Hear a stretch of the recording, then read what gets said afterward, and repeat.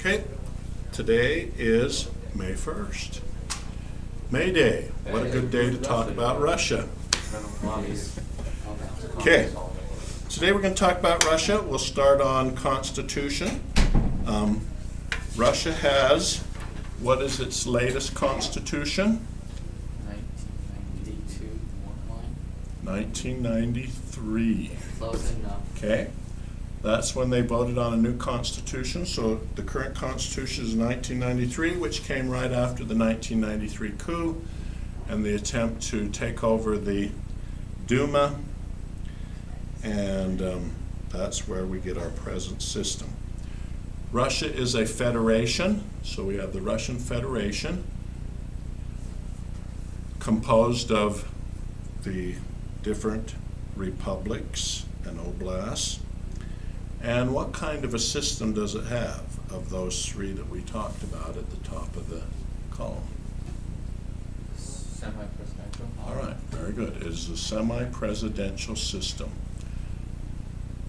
Presidential, in that the people choose the president and the parliament. Parliamentary, in that what? There's a prime minister in this one. All right. The Duma can censor the prime minister. Also, the president can dissolve the Duma. So those two things add the semi part. Okay, legitimacy. What makes it legitimate? If we go to the USSR, we have the legitimacy is determined by the Communist Party, which was the glue that held the whole system together. Okay? In today's Russian Republic, what makes it legitimate? Elections. Okay, elections.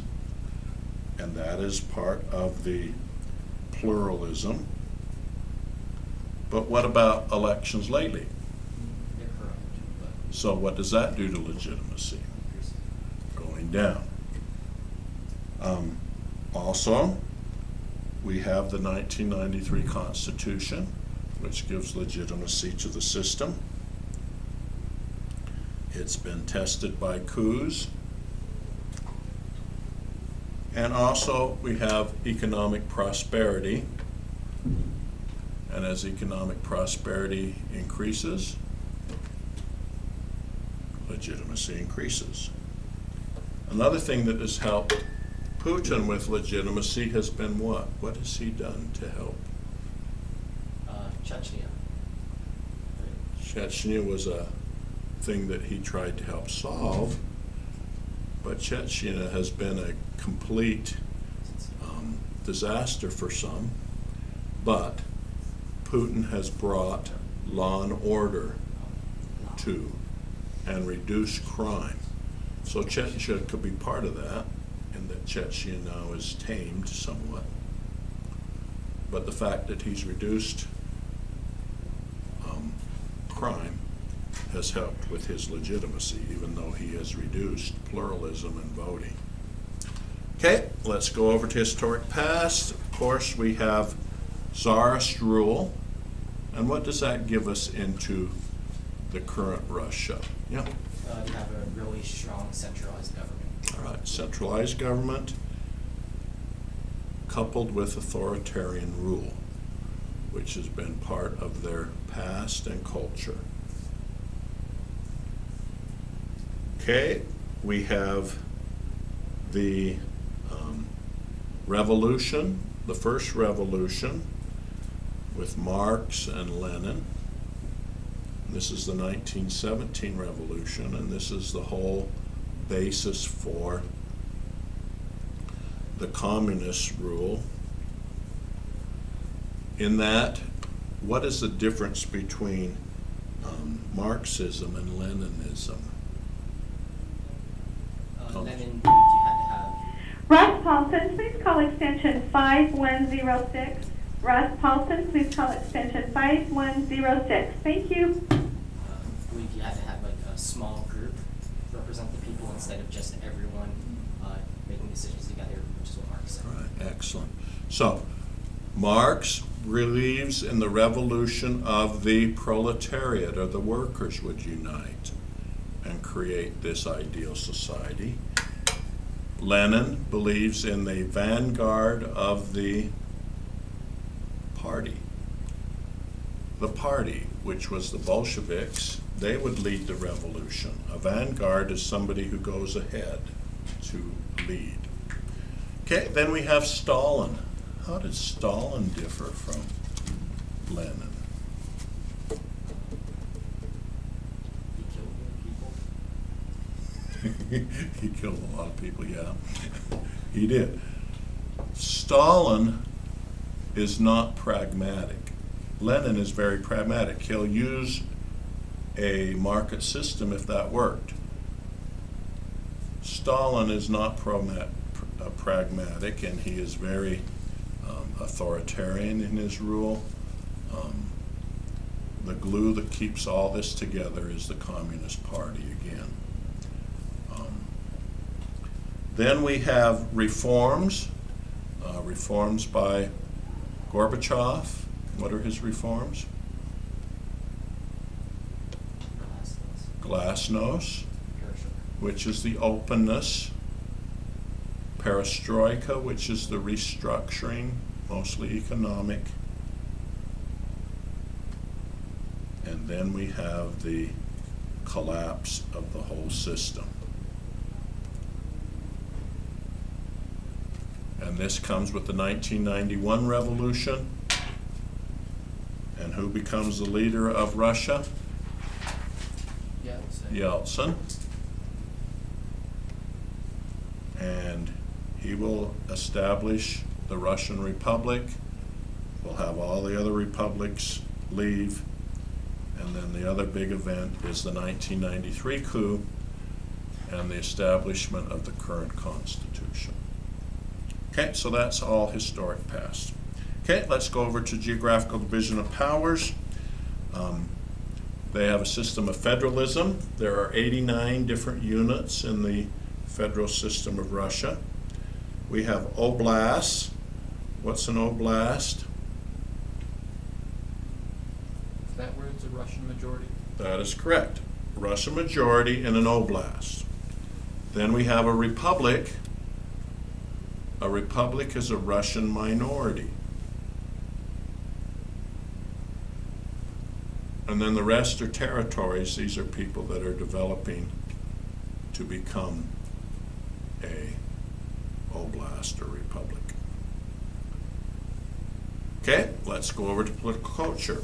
Political culture is determined by probably four main things. First is church, the Orthodox Church, or the Eastern Orthodox. And this represents this culture that has always been an issue with Russia, and that's East versus West, whether Russia should align itself with the East, which was behind in development, or whether it should align itself with the West. Who was the first person to notice this difference and tried to correct it? Peter the Great. All right, Peter the Great. Russia never had the Renaissance, and so they were behind the West, and they've always been trying to catch up. And even today in their culture, there's the Slavophiles who like the Slavic culture, and then there's those who are trying to catch up with the West and align themselves with the West. So that's in their culture. We also have the Marxist-Leninist past that's in their culture today.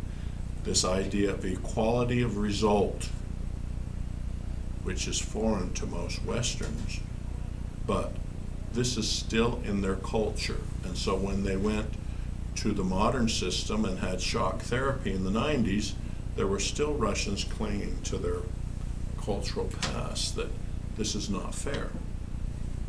Okay, we also have the authoritarian past, their distrust of government,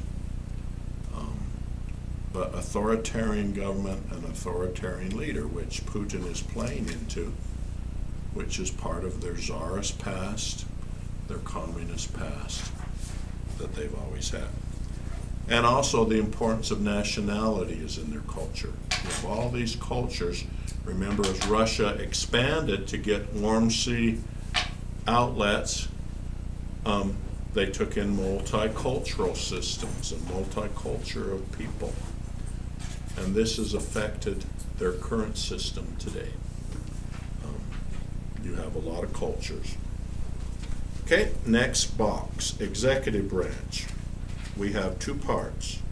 So just divide the box in half, put the president in the top, and we put the prime minister in the bottom. Okay? So they have a dual executive, both president, prime minister. The president, what's the term of the president? 6 years now. 6 years. How many max? 2 in a row. All right, 2-term max. Okay, they're elected by a majority vote. What happens if you don't get a majority? Like a runoff election. All right, you have a runoff. So the Russian president is required to have a majority. If they don't, then 2 weeks later they have a runoff where they eliminate the third person, and then hopefully the person gets a majority. Okay, powers. Put under the powers of the president. They have the regular powers of our president. They also have veto power, just like our president. But the extra powers that make the president of Russia, just put extra powers, that make him so powerful are: one, he can decree. So he can simply decree something, and that then becomes law, just by his decree. That then has to be overturned by the Duma if it's not going to become law. So he can make law by simply declaring it law. He also can make law through referendum. So if he doesn't get what he wants in the Duma, he can simply refer the idea to the country, and if they vote on it, then it becomes law. Anyway, he also has emergency powers. He can suspend the Constitution and rule by himself until the emergency's over. So that gives the president tremendous powers. Okay, let's go down to the prime minister. The prime minister is mostly a lightning rod for the president. The president is the powerful thing. What do we mean by when we say the president is a lightning rod, the premier is a lightning rod? Yes, go ahead. He takes all of the public backlash if something bad happens. All right. So anytime something bad happens, the president say, "Oh, that's the prime minister's fault." And then he can fire the prime minister and hire somebody else. They take the flak. We also have him having the power to run the domestic issues. So the president, the premier, will be running domestic issues mostly. He's a messenger boy for the president, however, for the most part. The president selects the prime minister, the Duma approves or disapproves. What do they call disapproval of the prime minister? We call it censoring. They will censor the prime minister. And if the prime minister is censored by the Duma, the president has two choices. What can the president do? Submit a new person. All right, submit a new prime minister, or Dissolve the Duma. he can dissolve the Duma. Either one of those he can do if there's a censor. See, aren't you guys glad that Joel's here? All right, very good. What if we have a prime minister and a president who is of two different parties? Who are two different Why parties? did that happen? What do we call that? Cohabitation. A mistake. All right. A mistake. Yeah, that could be. But we call it cohabitation. We have a president who is ruling with a person of another party. And why would he do that? Show bipartisanship. Would the president choose to rule with somebody of a different party? It's obviously bribe. Right, the Duma would not approve anybody, even after he dissolved them and called new elections, they wouldn't approve of somebody different. He would be forced to accept them. Okay? That has only happened once in the 90s, though. It's not a problem now today, because Putin controls the Duma, too. All right, let's go to the next one, the legislative branch. We have two parts, so just divide your square into two. The top part, we have the Duma. Okay? There are 450 members of the Duma, and how's the Duma selected? All proportional representation? All right, everything's by proportional representation. And what is the minimum required? 7%. You have to have 7% of the vote or more to get a seat. Okay?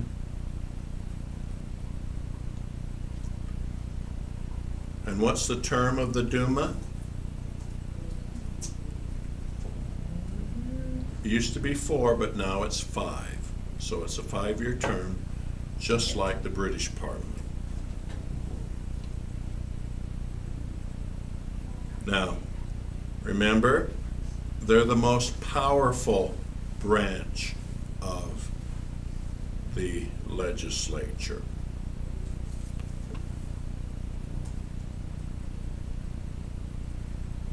They can override vetoes.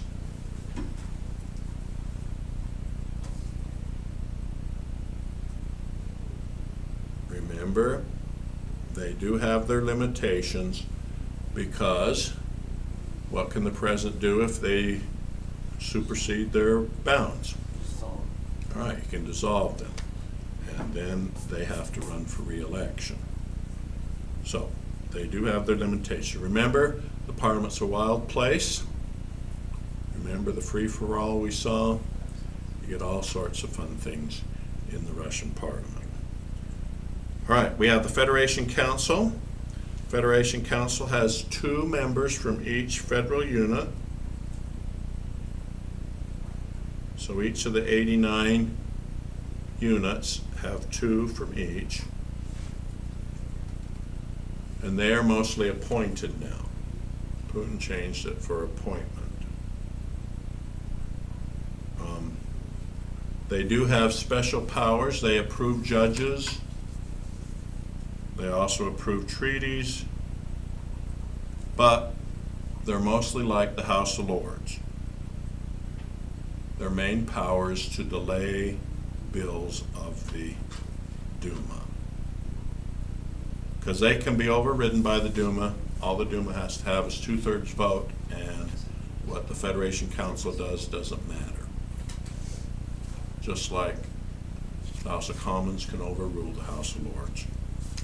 They only have to do it by majority vote. But 2/3 of the Duma has to do for the Federation Council. Okay, turn the page, judicial branch. In the judicial branch of Russia, we have 2 major courts. We have the Constitutional Court, which has judicial review and can overturn presidential decrees as well as laws of the Duma.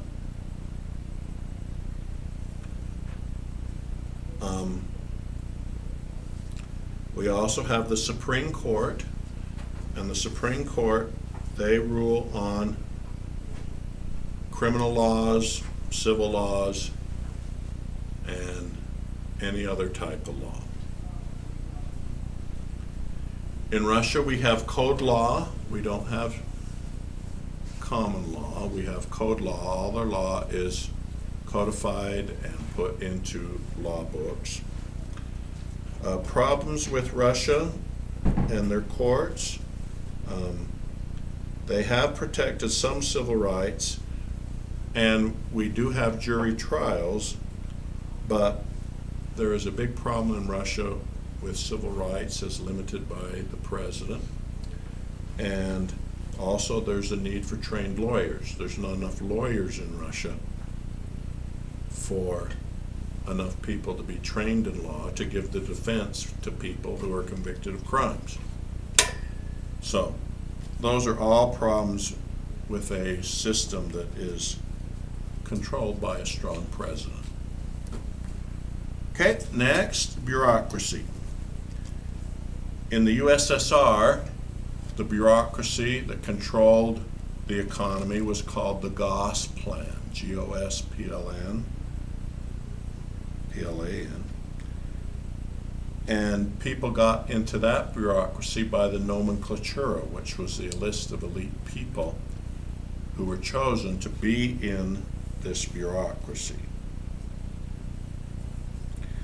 As the Soviet Union collapsed, we have the birth of red capitalism, where we have these same bureaucrats now in charge of a capitalist system because they can't find enough people trained to supervise all these bureaucracies. So red experts were now in charge, but they basically looted the system.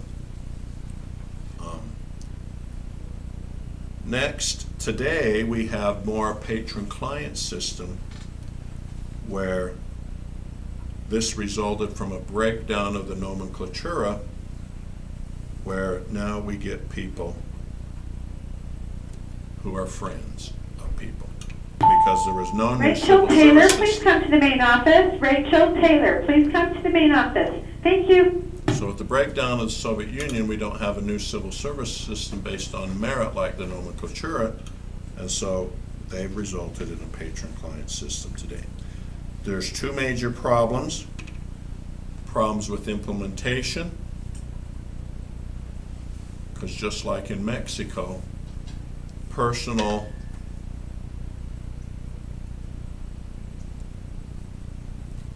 issues come before the issues of the state.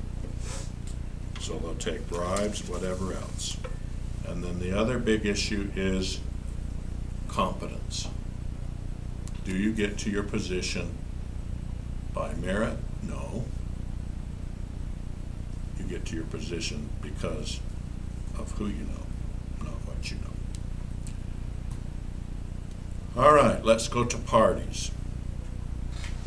Today, there is a one-party dominant position. That doesn't mean that the other parties aren't allowed. It just means that there's only one party that really dominates the system. And that party is United Russia. United Russia is the party of Putin. It's hard to define where it is ideologically on the spectrum. It's just all over. It co-ops. It just takes everybody, whatever, who's a good leader. If you're a good leader, they co-opt you into the system, and you could be right, left, whatever. But they dominate the center. There are reformist parties. These are parties that want to change and be democratic.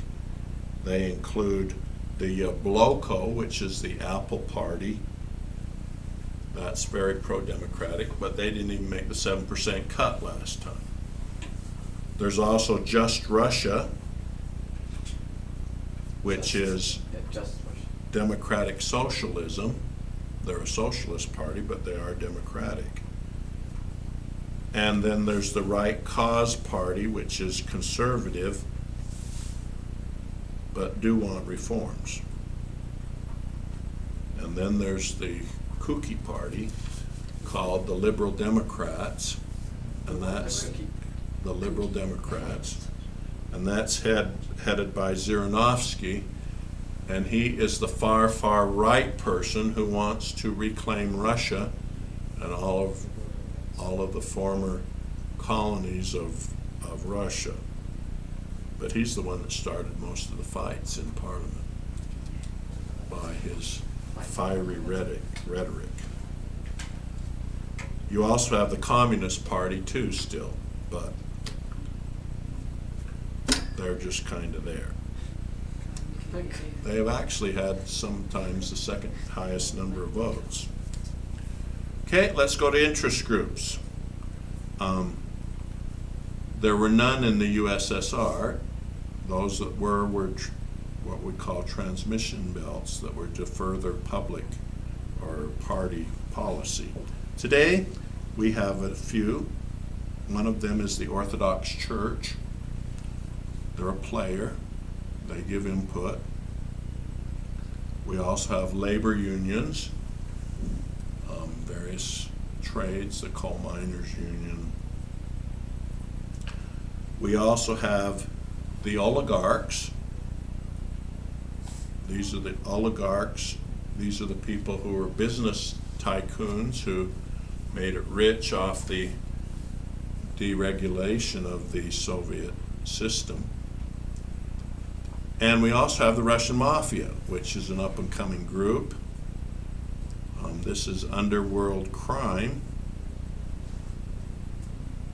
and they thrive on protection money. So if somebody's not being protected, they will go and make you a deal that you have to pay. And if you don't pay them, then they will terrorize you. And so most people will pay, as opposed to being terrorized. So they do all sorts of deals with public officials. They do money laundering.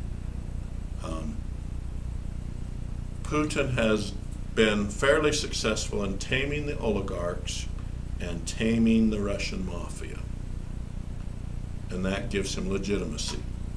Because even though he's taken away freedom in other areas, people say, all right, we don't have to worry about this mafia as much anymore. And we don't have to worry about business tycoons ripping us off. All right, elections. Okay, we have the Duma elections, and that's all done by what? How do we do it? All right, proportional representation. You vote for the party, and then they take that percent and put them into seats in Parliament. 7% minimum. We also have referendum, so they do have national referendum. And then we have the presidential elections, and that is by popular vote of all the people over 18, and a majority is needed. So you have 2 rounds, majority required to win the presidential elections. Okay, over media. Newspapers and, well, first of all, the broadcast media has all been controlled now by the government. There was a guy who dared speak up against Putin, and he was, they have various means of taking care of this. The head of the oligarch who was the head of the oil industry, he sent him to Siberia and nationalized his entire oil company. Others, they've sent people over and they've had lunch with them and they've poisoned them. All sorts of things to get what they want.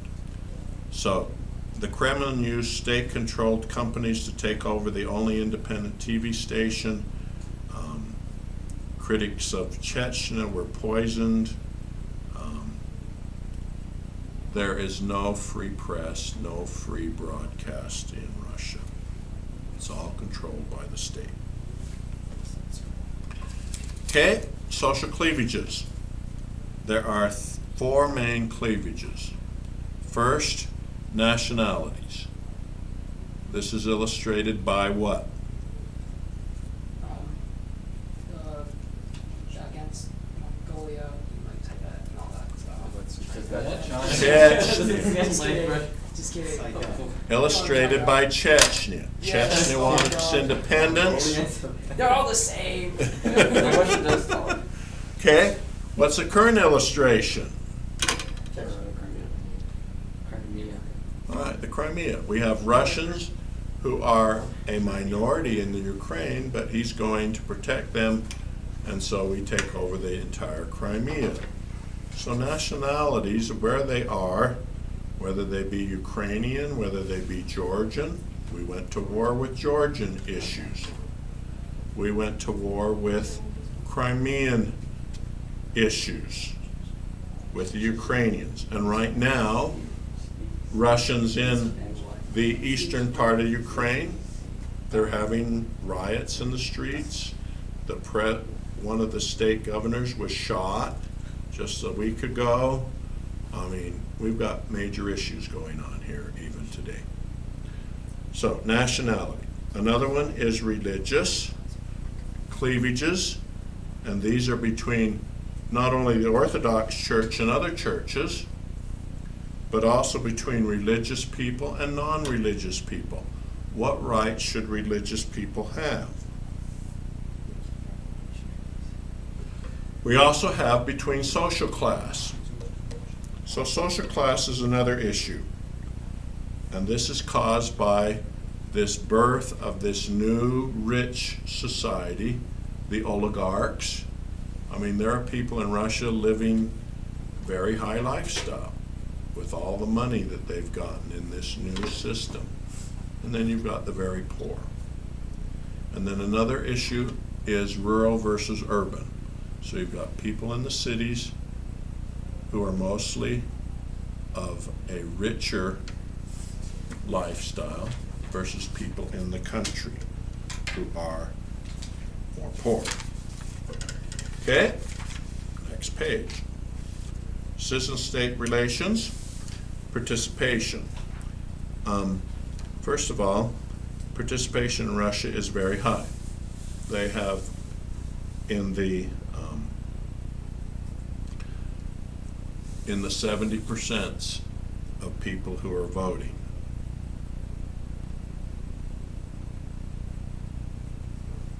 Other forms of participation other than voting, however, are very low. Civil society is not very free.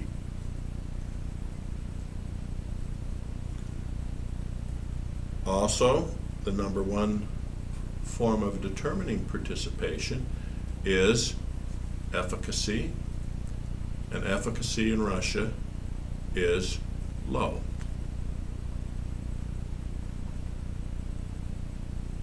And why? All right.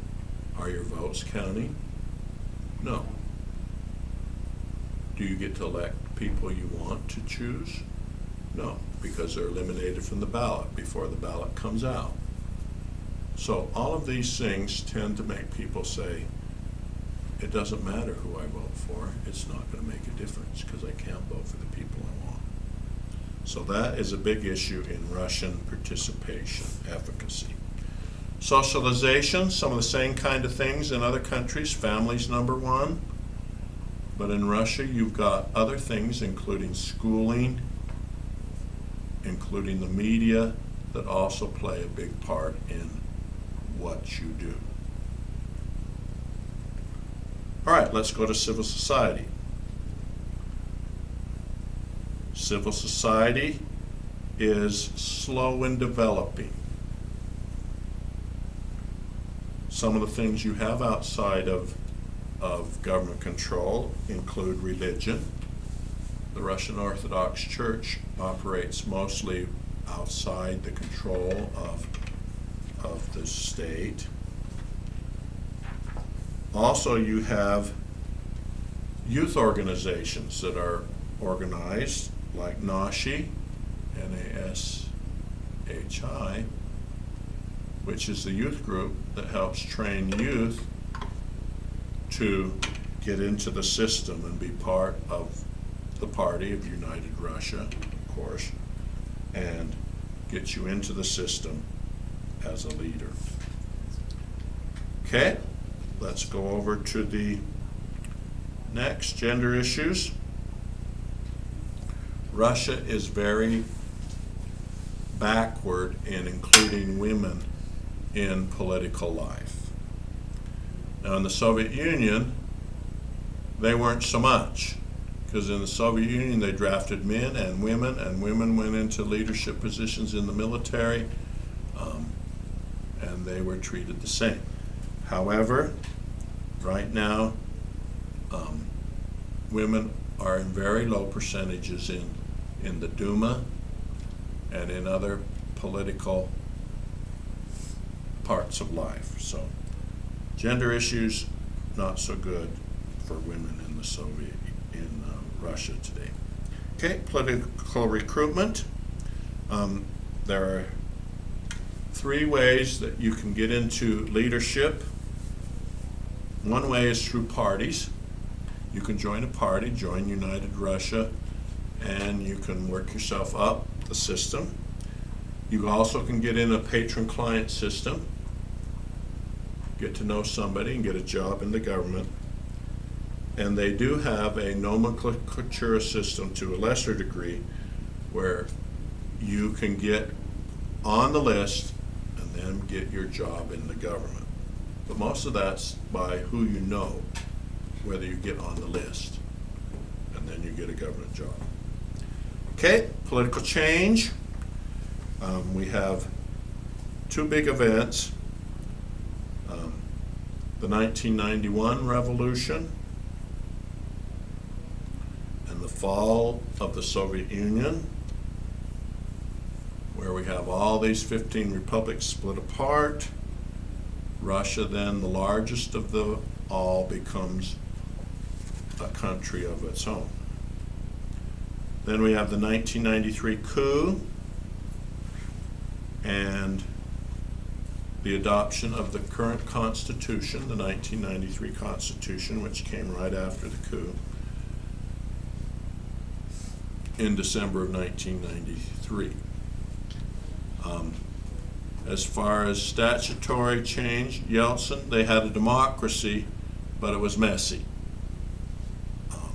All sorts of graft and corruption was occurring. And Yeltsin was basically being led around by the people who were the oligarchs who gave him money and basically controlled the system. Putin, we have an illiberal democracy because he's cut back on certain freedoms, but he's brought law and order. And so the people put up with less democracy because they want some sort of law and order. Okay, economic change. We have shock therapy. What's shock therapy? It's switching to capitalism like fast. All right, overnight change from communism to capitalism. How'd that turn out? Not so good. And that's what gave Russians a bad taste for capitalism. How these oligarchs took control of the capital and put it to their own personal betterment. And for Putin, he kind of has a third way.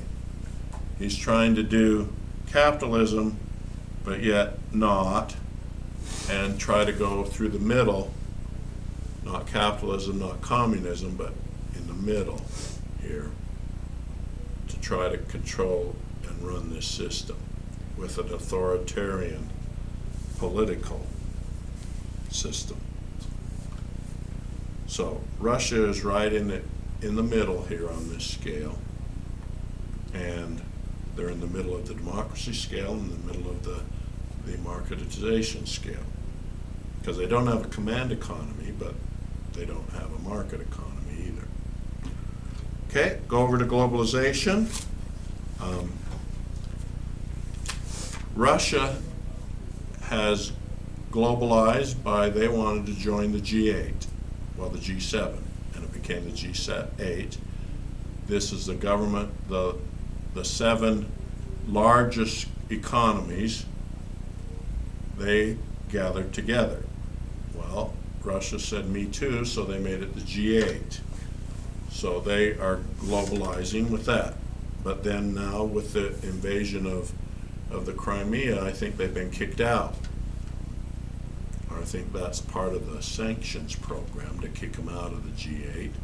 So I think the G8 is now the G7.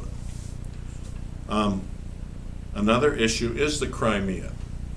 They wanted to be on the global stage, but now all these sanctions are now being put against them. And so they're being isolated and put off because of their bad behavior. Their other thing is they want to become a member of the World Trade Organization, and we won't let them because of all the barriers they have to trade. They have to promise that they will not do tariffs and barriers to trade, which they do. Another global entity that they're looking at is BRIC. You heard of BRIC? BRIC, yeah. Brazil, Russia, India, and China are joining together for trading and economic reasons, and that's an upcoming thing. And also they're big into the global warming thing, the Kyoto agreements, as we are not. So those are all things that they're on the world stage. Oh, one other is nuclear weapons. So, and the use of technology, they're supplying technology to Iran. And we're saying, why are you doing that? And they say, well, they should be able to produce electricity just like everybody else. But we think they're going to produce bombs. Well, why do you want energy producing systems when you've got one of the world's biggest oil supplies, you know? So anyway, that is a big issue on the world stage. Okay, go to the next one. And we have public policy issues. Big issues in Russia are the economy and oil. They are a oil-dependent economy, and we could add oil and also other minerals, but their economy is very dependent upon very few products that they're selling. Foreign policy, their big issue here is World Trade Organization we mentioned, also the Crimea and sanctions now that are coming. They also have issues with terrorism, and one of the issues here are with the black widows. All of these widows from Chechnya blowing themselves up, and that is still an issue with them today. Also, we have separatists. There are still separatists that want their own countries in Chechnya. And you also have an issue with the former republics. And so that includes Georgia. I mean, when people in Georgia had issues, they went and took their tanks and invaded them, and essentially 2 republics of Georgia now are aligned with Russia. The same with the Crimea, and right now with the Ukraine. And so all of these issues with the former republics are also a very big thing in Russia. The issue is recentralization of Kremlin power. They want the power back in the Kremlin. Okay, public policy process, input, or who is the setting the agenda? All right, the president, or Putin. He sets the agenda. He is the focal point. Input comes from the president's administration, the cabinet, the state council, which is the advisors of the leaders of the different republics, the entrepreneurship council, which are the leaders in business, Formulation is the President and the Duma. Implementation, massive breakdown because of the incompetence of the bureaucracy. And who evaluates Russian policy? The people. Putin. Online bloggers. Yeah. Bloggers. The people in a limited view of elections, I mean, if they get less than so many percent, that might reflect, but there's really not many things that can evaluate what's going on in any fair way. Okay, military. 1991, military responded to Yeltsin. They would not fire upon him. So the Communist Party lost credibility, and as a result, the Soviet Union collapsed. In the Russian Republic, the military has had no signs of becoming a political force. Chechnya showed the weakness of the military, and that's why Putin had to institute who? Yeah, he got the old KGB together to win the war in Chechnya, because the military looked incompetent. Don't they call the KGB something new now? Yeah, What do they call it? the FS, Federal Security Bureau, or FSB, or something like that. But it's not the KGB, but it's the FSB or something close to that. Okay, indexes. Just know that Russia is not part of OPEC, but it is a major oil producing nation. Other similarities and comparisons, they have patron-client systems just like China, Mexico, and Nigeria. Great comparisons are between the USSR and China. They have similar governmental organizations with the parallel hierarchies. And so all those can be compared as you look at the different countries. Okay, any questions? All right, we've done Russia now. Tomorrow we'll do China, and hopefully we can do the others during class. If not, we'll have a special session if we can.